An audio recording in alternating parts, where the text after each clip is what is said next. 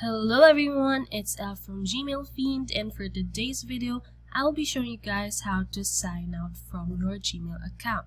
Now this video will be quite short, so I hope you stay with me until the end.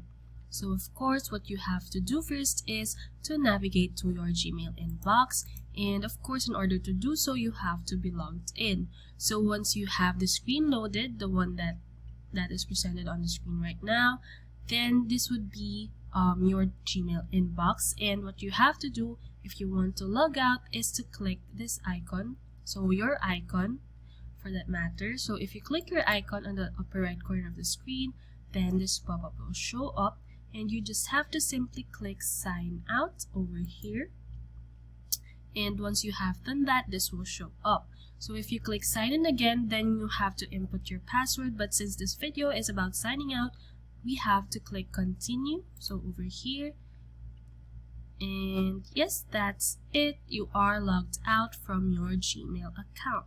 So thank you so much for watching, you guys, and I hope you tune in for more.